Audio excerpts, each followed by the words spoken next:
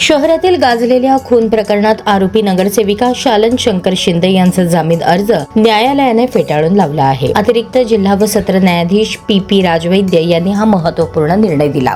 या प्रकरणात फिर्यादी बाजीराव पांडुरंग सरबदे राहणार रविवार पेठ सोलापूर यांनी दिलेल्या तक्रारीनुसार 2 जानेवारी 2026 रोजी दुपारी व सायंकाळी झालेल्या वादातून आरोपींकडून गंभीर मारहाण करण्यात आली. या हल्ल्यात फिर्यादीचे भाऊ बाळासाहेब सरबदे यांच्यावर तलवारीने वार करण्यात येऊन त्यांचा मृत्यू झाला. तक्रारीनुसार आरोपींनी पूर्वीपासून असलेल्या राजकीय वादातून संगनमताने हल्ला केला. घटनेदरम्यान तलवार व कोयत्यासारख्या धारदार शस्त्रांचा वापर करण्यात आला असून फिर्यादी व इतर साक्षीदारांनाही मारहाण करून जखमी करण्यात आले. या प्रकरणी जेलरोड पोलीस ठाण्यात गुन्हा दाखल करण्यात आला असून BNS कलम आर्म ऍक्ट व महाराष्ट्र पोलीस कायद्यानुसार गुन्हा दाखल करण्यात आलाय. दरम्यान आरोपी शालन शिंदे यांनी जामिनासाठी अर्ज दाखल केला होता. मात्र जिल्हा सरकारी वकील डॉक्टर प्रदीपसिंग राजपूत यांनी जोरदार युक्तिवाद करत गुन्ह्याचे गांभीर्य अधोरेखित केले. घटनेत प्रत्यक्षदर्शी 10 साक्षीदार, वैद्यकीय पुरावे, परिस्थितीजन्य पुरावे उपलब्ध असल्याचे त्यांनी न्यायालयाच्या निदर्शनास आणून दिले. तसेच आरोपींना जामीन दिल्यास साक्षीदारांवर दबाव आणण्याची शक्यता असल्याचेही नमूद केले. सरकार पक्षाचा युक्तिवाद ग्राह्य धरत न्यायालयाने आरोपीचा जामीन अर्ज फेटाळला. या खटल्यात सरकार पक्षातर्फे जिल्हा सरकारी वकील डॉक्टर प्रदीपसिंग राजपूत यांनी काम पाहिले तर आरोपीतर्फे ॲडव्होकेट संतोष न्हावकर यांनी बाजू मांडली.